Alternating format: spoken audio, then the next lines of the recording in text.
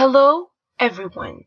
We have previously discussed that the water, minerals, and nutrients are transported in plants throughout two main vessels, the xylem and the phloem.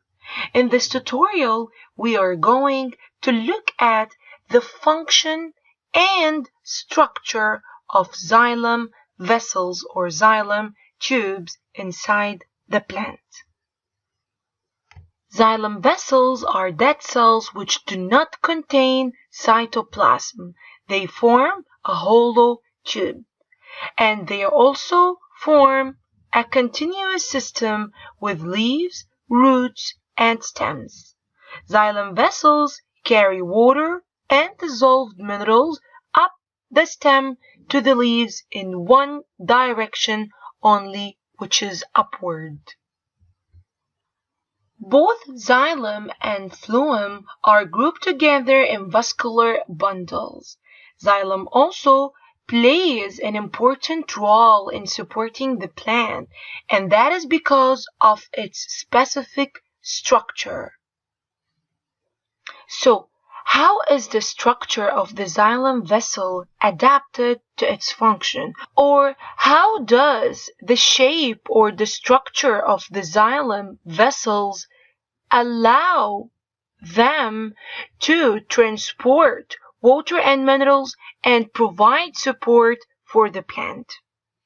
First of all, the xylem vessels are made up of two main tissues or two main walls. The first thick wall is called the xylem parenchyma. It is packed around the xylem vessels, storing food and containing a substance called tannin deposits. Tannin is a bitter chemical that protects the plant from herbivores.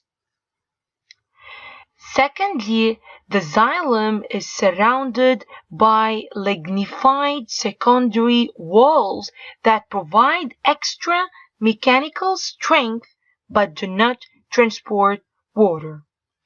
Lignin can be laid down in the walls of the xylem vessels in several ways. It can form rings, spirals, or relatively solid tubes with lots of small unlignified areas called bordered pits.